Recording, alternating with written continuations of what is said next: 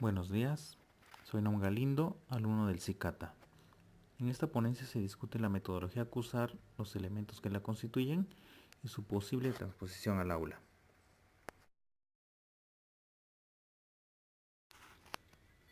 La enseñanza de las matemáticas y la química se da de forma aislada. Los contenidos vistos en cada una de las asignaturas en ocasiones no se unifican.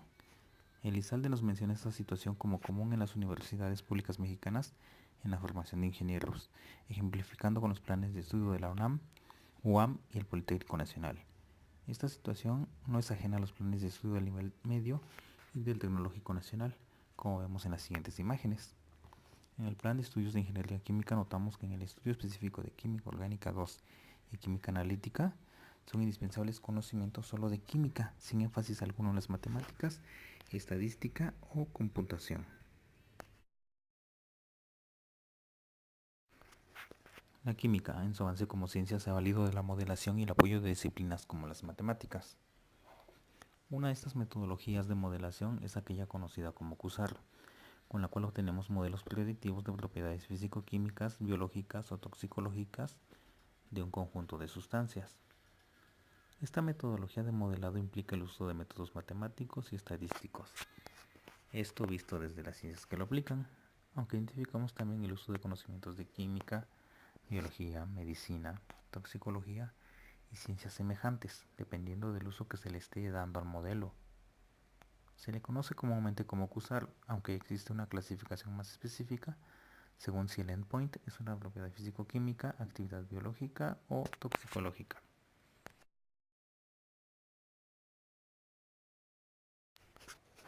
La OCDE nos define en su documento guía para la validación de modelos QSAR al endpoint como el efecto físico-químico, biológico o ambiental, medible y por lo tanto modelable.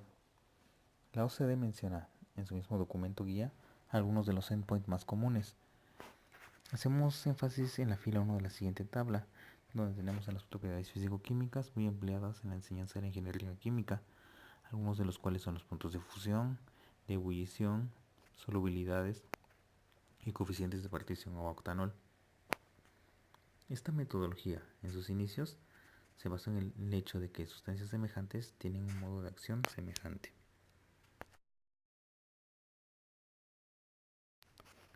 Los descriptores son propiedades de la molécula o de una sección de ella, que debido a su forma y composición o alguna propiedad físico-química identifican un aspecto específico de la molécula y se emplean en el modelado.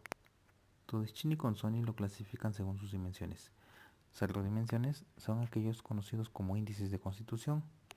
Nos indican átomos, enlaces, grupos funcionales que constituyen a la molécula. Una dimensión. Tenemos el control de grupos y propiedades físico-químicas de compuestos. Dos dimensiones. Se obtienen de la molécula esquematizada en dos dimensiones. Tenemos ahí a los índices topológicos, índices de conectividad y conteo de vías y pasos. Tres dimensiones. Se basan en las propiedades espaciales de la molécula. También existen aquellos con más dimensiones. Golobrick divide la metodología en tres pasos: preparación de datos, análisis de datos y validación del modelo. En el paso 1 se elige el endpoint buscado y el tipo de sustancias.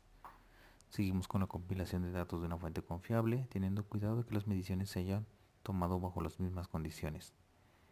Se seleccionan y calculan los descriptores y los métodos estadísticos o paquetes estadísticos que nos lleven al modelo. Los datos compilados se dividen en conjunto de modelado y evaluación externa. En la imagen vemos cómo los datos seleccionados se dividen en conjunto de modelado y de evaluación externa. El conjunto de modelado es el que nos conduce a la obtención del modelo. El conjunto de evaluación externa nos indica qué tan aceptable es el modelo aplicado a sustancias dentro del dominio del modelo.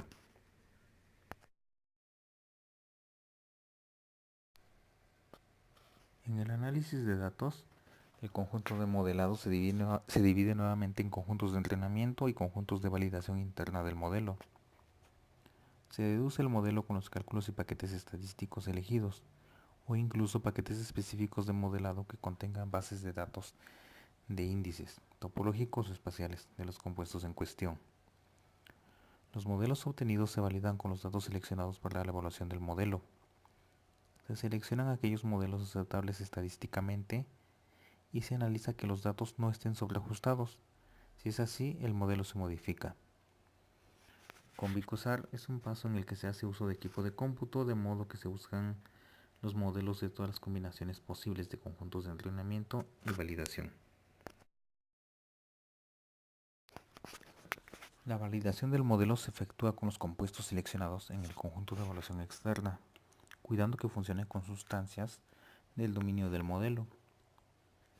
Una validación más se da con la búsqueda en bases de datos de sustancias en las que el modelo sea aplicable, de modo que su predicción sea aceptable. A modo de ejemplo, analicemos el modelo deducido por Wiener en 1947, utilizando índices en dos dimensiones, W y P, y el conteo de átomos de carbono en la molécula. A W lo define como la suma de distancias entre dos átomos de carbono y lo calcula multiplicando los carbonos a cada lado de un enlace y sumando esta cantidad con cada uno de los enlaces. Veamos con el 2-metilbutano y un esquema en dos dimensiones de la disposición de los átomos. Vemos que tomamos cada enlace y la cantidad de átomos a cada lado se multiplica. Finalmente sumamos y llegamos al cálculo de W, que es de 18. P es la cantidad de átomos de carbono alejados por 3 átomos. En la imagen vemos indicado las 6 combinaciones posibles, identificándose con las líneas que son los enlaces de una molécula. Cada esquina de la línea es un átomo de carbono. Los datos se compilan de tablas del American Petroleum Institute con alcanos de hasta 8 átomos de carbono en su cadena. Se calculan W y P en cada caso y se linealizan mediante mínimos cuadrados. La validación del modelo se lleva a cabo con moléculas de 9 y 10 átomos de longitud, obtenidos de la misma fuente. La estadística del modelo es bastante aceptable, del 100%. El siguiente modelo pertenece a Balaban, Lemont y Yoshi, el cual tiene como endpoint el punto de ebullición de compuestos lineales que contienen oxígeno o azufre divalentes en su molécula. Los datos los obtienen de manuales de física y química y de compuestos orgánicos. Se utilizan como índices de constitución la cantidad de átomos de azufre, carbono, oxígeno, cantidad de metilos en la molécula y cantidad de átomos distintos al hidrógeno, que no es más que la suma de oxígenos, azufres y carbonos, y algunos índices topológicos. El cálculo de los índices topológicos escapan a la finalidad de este documento. Simplemente señalamos que poseen una pequeña semejanza en el modo de cálculo con los índices W y P de Wiener. El modelo se obtiene con el paquete estadístico SAS mediante linealización multivariable. La validación externa del modelo no se lleva a cabo. Algunos de los modelos se dan a continuación, notando en uno el empleo de un índice de constitución y un índice topológico, con un coeficiente de determinación de más del 96%. En el segundo modelo se utilizan dos índices topológicos y uno de constitución, con un coeficiente de determinación más allá del 95%. El estudio de Sefirov y Paljulin se basa en los compuestos estudiados por Balaban en 1992, solo que únicamente se enfoca en compuestos de cadena pequeña, de 2 a 6 átomos de carbono. Balaban empleó compuestos hasta con 8 átomos en su cadena.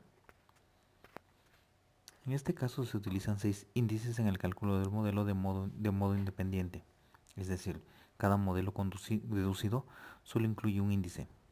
Se hace una linealización mediante mínimos cuadrados que nos dan los coeficientes de los modelos y la intersección con el eje Y. Los índices de solvatación y de conectividad dan una estadística más aceptable, ambos con un coeficiente de determinación de más del 98%.